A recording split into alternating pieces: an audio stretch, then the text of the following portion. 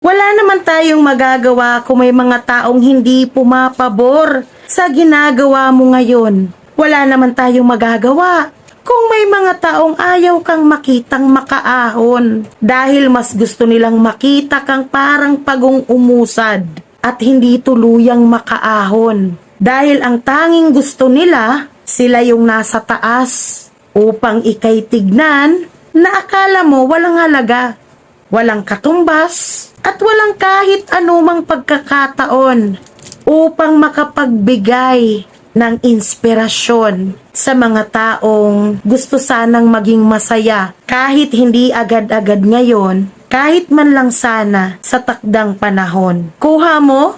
Maraming salamat sa panonood. Ito po ang inyong Talakerang Bicolana na laging nagsasabing, kita tayo sa susunod kong video. At lagi mong tandaan,